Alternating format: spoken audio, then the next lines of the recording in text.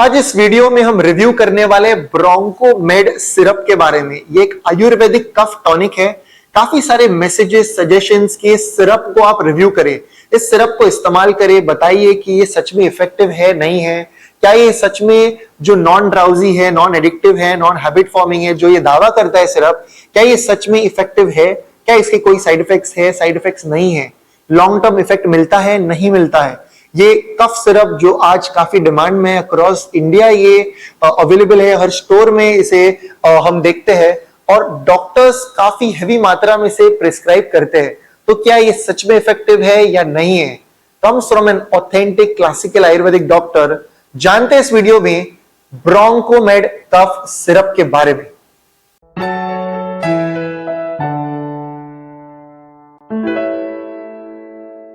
नमस्ते everyone, welcome to Jovees hospital of Ayurveda and aesthetic centre Mumbai. हम बात कर रहे हैं एक्टिवेद इंडिया ब्रोंकोमेड सिरप के बारे में। शुरू करते हैं इसके इंग्रेडिएंट से। पहला इंग्रेडिएंट जब हम यहां पर देखते हैं तो 200 mg है कंटकारी। कंटकारी ये वन ऑफ द इंग्रेडिएंट है दशमूल। दशमूल जो श्वास पे जिसका इतना उत्कृष्ट कार्य है। कोविड के दिनों में, फीवर के सीजन में, कफ कोल्ड बॉडी एक के टाइम में हम देखते हैं कंटकारी ये काफी ज्यादा इफेक्टिव होता है। Flu, dry cough, wet cough, cough with breathlessness, cough with asthma, ऐसे कई कंडीशंस में कंटकारी इस्तेमाल किया जाता है। कंटकारी इसका सबसे पहला इंग्रेडिएंट। कंटकारी का एक दूसरा नाम है निडिक।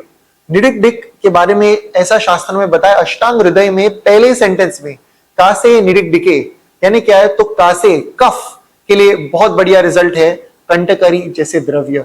एक्सट्रैक्ट फॉर्म बताया 200 mg कंटकारी। दूसरा इंग्रेडिएंट यहां पर मेंशन किया है टंकन। टंकन यानी सुहाग यानी बोरैक्स। टंकन का क्या इस्तेमाल है शास्त्र में बताया, टंकनो अग्निकारो रुक्ष, टंकनो अग्निकारो रुक्ष कफग्न वात पित्तकृत, यानी ये रुक्ष ड्राई कफ में इसके सबसे बढ़िया रिजल्ट है, यानी सुहग यानी बोरैक्स यानी टंकन के। इसका तीसरा इंग्रेडिएंट ऐसे बताया है कि ये है मनुका। मनुका यानी ब्लैक रेजिन्स। ब्लैक रेजिन्स हमें पता है कि sleep, healthy sleep, fresh sleep को ये इंड्यूस करता है और पेशेंट्स एक साउंड स्लीप में जाते हैं। पेशेंट्स के मसल के लिए, पेशेंट्स के डाइजेशन के लिए काफी इस्तेमाल होता है मनुका का। हम देखते हैं कहीं ना कहीं डाइजेशन रेगुलेटेड नहीं है, पचन क्रिया बराबर से नहीं हो रही, इसलिए पेशेंट्स को कफ होता है। मोस्ट केसेस हम देखते हैं क्रोनिक कफ, पेशेंट को हमेशा गैसेस, ब्लोटिंग, पेट फूलना, फूगना, वात का एक कारण हम जरूर देखते हैं। ऐसे वात का अनुलोमन करना, ऐसे वात को एक गति देना, ऐसे पित्त का रेचन करने के लिए हम मनुका का इस्तेमाल देखते हैं। मनुका ये मांस का पाचन भी करता है, निद्राजनक है, कफग्न है, श्वासग्न है, इसलिए मनुका यहाँ पर हम देख रहे हैं। इसका अगला इंग्रेडिएंट बता है तालीस पत्र। तालीस श्वास के लिए बेहतरीन इसका फायदा है। तालीस पत्र के बारे में हम सभी जानते हैं, हमने सभी ने इसे देखा है। अगला इंग्रेडिएंट के ऊपर हम जाते हैं तो ये है वेरी कॉमन विच इज बडी शॉफ। एक्सट्रैक्ट फॉर्म में फेनिल सीड्स प्रेजेंट है। काश श्लेष्म अनिल प्रणुतम, काश श्लेष्म अनिल प्रणुतम। सो काफी इसका श्वास कास पे इफेक्टिवनेस है, डाइजेशन रेगुलेट हो रहा है और इसका यही चिकित्सा सूत्र है कि वात का अनुलोमन करना या गैसेस, ब्लोटिंग, पेट फूलना, फूगना को सॉल्व करके श्वास पे एक कार्य हो रहा है। I am trying to explain in very very easy language. Okay, so अगला इंग्रेडिएंट बताया हरिद्रा। हरिद्रा हम सभी को पता है, हरिद्रा। अगला है तुलसी। तुलसी, हरिद्रा ये किस तरीके से ज्वरग्न है, फीवर को कैसे कम करना है, अंग प्रशमन है, बॉडी पेन को किस तरीके से कम कर रहा है। अगेन वीसी कंटकारी जो है ये श्वासहर है, कासहर है, कंटिया है, थ्रोट, सोर थ्रोट जैसे कंडीशन में काफी इस्तेमाल होता है। और द्रव्य के सूत्र में कई बार देखते हैं अंग प्रशमन। अंग प्रशमन बॉडी एक में कंटकारी का काफी इस्तेमाल किया जाता है। उसी तरीके से हरिद्रा, हल्दी और तुलसी किस तरीके से उपयोगी है हम सभी को पता है। इसके किस तरीके से स्पिरिचुअल बेनिफिट्स है, क्यों ये ऑस्पिशियस है, हम सभी को पता है, काफी वीडियोस में हमने बात की है। इसका अगला इंग्रेडिएंट जो काफी इफेक्टिव इंग्रेडिएंट है और वो है वासा। कहीं कफ सिरप में हम देखते हैं वासा मौजूद होता है। वासा ये उत्तम कासहर है।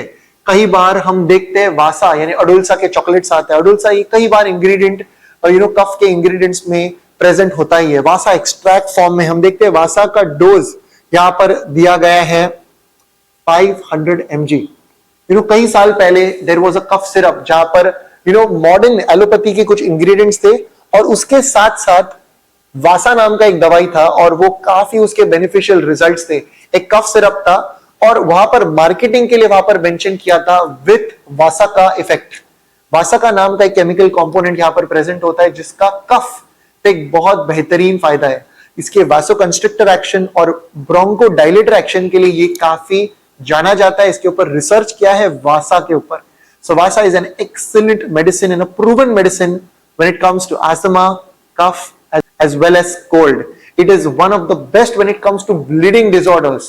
ऊर्ध्व रक्तपित्त, अधोग रक्तपित्त, तिर्यक रक्तपित्त, स्किन से ब्लीडिंग होना, खून की उल्टी होना, नाक में से खून निकलना, ऐसे कई रोगों के लिए वासा ये सबसे बढ़िया दवा है। हम कई बार देखते हैं तत्र दोषहरणम ऊर्ध्व मार्गम वमनम, यानी जब वमन नाम का एक एडवांस पंचकर्मा किया जाता है, यहाँ पर जोवीज में एवरीडे बेसिस पे पंचकर्मा में वमन नाम का एक एडवांस पंचकर्मा करते, तो उस पंचकर्मा में हम देखते हैं आउट ऑफ 100 1 और 2 पेशेंट्स पे हम देखते हैं कि कई बार वमन करते समय ब्लीडिंग हो रहा है।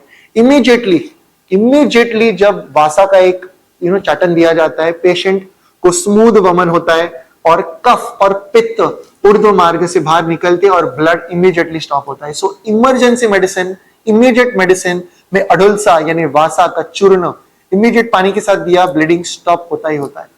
ब्लीडिंग हो रहा है, वासा से ब्लीडिंग स्टॉप होता ही होता है। So vasa is one of the best medicine when it comes to bleeding disorders as well.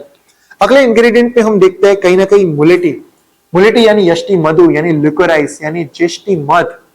11 महाकषाय में आचार्य चरक यानी फादर ऑफ मेडिसिन ने 11 महाकषाय में यष्टि को मेंशन किया है।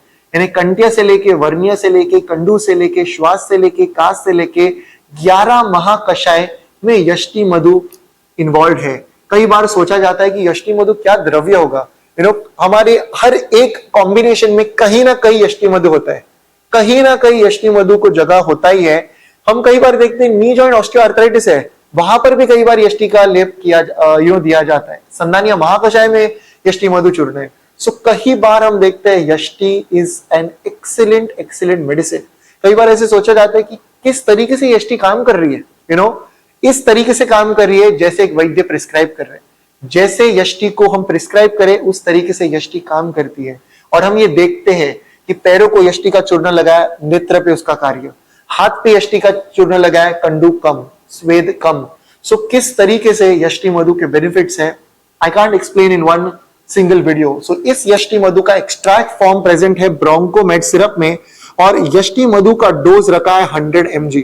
अगला इंग्रेडिएंट जो ब्रोंकोमेड सिरप में है वो है सोमलता। सोमलता ये कई बार हम लैक्सेटिव्स में देखते हैं, डाइजेस्टिव सिरप्स में देखते हैं। डाइजेस्टिव टॉनिक में सोमलता एक कॉमन इंग्रेडिएंट है, वात का अनुलोमन करता है और ये कई बार ब्रोंको डायलेटर एक्शन के लिए इसके ऊपर रिसर्च हुआ है, वासोकंस्ट्रिक्टर एक्शन के लिए इसका इस्तेमाल हुआ है, डाइजेस्टिव डिसऑर्डर के लिए सोमलता यूजफुल है, गैसेस, ब्लोटिंग, पेट फूलना फूगना के लिए सोमलता इस्तेमाल किया जाता है। इसका अगला इंग्रेडिएंट बताया है त्रिकटु यानी पिंपली, मरीच, शुंठी। अगला इंग्रेडिएंट बताया मधुक यानी मधुका इंडिका के बारे में एक खास बात है कि ये पित्तज कास और पित्तज श्वास के लिए यूजफुल है। यानी मधुक जो कि शीत है, मधुर है, ये ठंडा होने के बावजूद कास को कम कर रहा है, स्पेसिफिकली पित्त से बड़ा हुआ कास जो है। सो पित्त के कारण जो कास है उसमें हम देखते हैं मधुक का इस्तेमाल। इसका लास्ट इंग्रेडिएंट है त्रिफला यानी उत्तम रसायन, जो पूरे शरीर का रसायन करे वो है त्रिफला यानी आम्लकी, हरितकी, विविधकी। इस तरीके से ब्रोंकोमेड सिरप हम देखते हैं कि कफ यानी कास के जो कारण है उस हर एक कारण को कहीं ना कहीं टारगेट किया जा रहा है ब्रोंकोमेड सिरप के इंग्रेडिएंट से। एक्सट्रैक्ट फॉर्म में प्रेजेंट है। इसमें हम देखते हैं कि एक बॉटल एक कैप भी दिया है डोज के लिए। बच्चों का डोज यहाँ पर मेंशन किया है 1 टीस्पून ट्वाइस और थ्राइस अ डे और एडल्ट डोज मेंशन किया है 2 to 3 टीस्पून ट्वाइस और thrice a day. What is my review? हम देखते हैं ब्रोंकोमेड सिरप ओवर 1000 पेशेंट्स को हमने जब इस्तेमाल किया, वी हैव सीन कि ये हैबिट फॉर्म नहीं हो रहा, इसकी आदत नहीं लग रही। ये ड्राउजी पेशेंट्स नहीं बताते कि ये लेने के बाद ड्राउजी फील हो रहा है, जो कई कफ सिरप के बाद पेशेंट्स बताते कि there is a feeling of drowsiness. हम देखते हैं ब्रोंकोमेड सिरप हैबिट फॉर्मिंग नहीं है, इफेक्टिवनेस जरूर है, पर इसके कुछ साइड इफेक्ट्स भी हैं।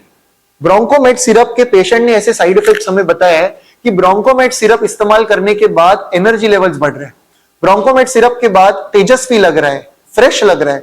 ब्रोंकोमेट सिरप के बाद पेशेंट का कहना है कि कफ कैसे रुक रहा है, कफ रुक रहा है, वो बार बार वापस नहीं आ रहा। ब्रोंकोमेट सिरप के बाद साइड इफेक्ट्स ऐसे बता रहे हैं कि नींद अच्छी आ रही है। ब्रोंकोमेट सिरप के बाद एक साइड इफेक्ट पेशेंट जो बताते हैं कि हमारा डाइजेशन सुधरा है, सुबह पेट साफ हो रहा है, जो अभी तक साफ नहीं हो रहा था, यानी हम कफ का दवा ले रहे हैं पर पेट साफ हो रहा है। पेशेंट्स कुछ साइड इफेक्ट ऐसे भी बताते हैं कि उनका गैस और पेट फूलना कम हुआ है। पेशेंट कुछ ऐसा बताते हैं कि हमेशा मेरा मुंह ना ड्राई रहता था, तो अभी ड्राई नहीं रह रहा है। तो ऐसे कुछ इफेक्ट, साइड इफेक्ट्स इसके नहीं है। काफी इस्तेमाल करने के बाद, काफी टेस्टिंग के बाद हमें पता चला कि इसके कोई साइड इफेक्ट्स नहीं है। बस इसका ओवरडोज, यानी 10 चम्मच दिन में 2 बार, 10 चम्मच दिन में 3 बार, ऐसे डोजेज अगर हो तो फिर थोड़ा ड्राउजी या तो फिर थोड़े मोशन ज्यादा, यानी 1-2 मोशन ज्यादा हो सकते हैं। सो ओवरडोज नहीं करना है। अप टू किस डोज तक हमने इस्तेमाल किया, तो हमने इस्तेमाल किया up to 4 to 5 teaspoon twice और थ्राइस अ डे, ऐसे डोज पे इस्तेमाल करके भी पेशेंट की स्टेबिलिटी हमने देखी है। सो आज अक्रॉस द ग्लोब ये इस्तेमाल किया जा रहा है, स्पेशली इंडिया में। ऑल डॉक्टर्स, पैथी के सभी डॉक्टर्स ब्रोंकोमेड को प्रिस्क्राइब करते हैं, काफी कॉमनली ये अवेलेबल है। आपको कोई भी डाउट्स, क्वेश्चंस इस सिरप के बारे में, आप कुछ चाहते हो कि कोई और प्रोडक्ट को रिव्यू किया जाए after my use on patients, on myself, on my family, so comment section में जरूर पूछिए। ये था आज का video. Do like and share this video further. Until next time, from Jovees and the team, look impressive, be progressive.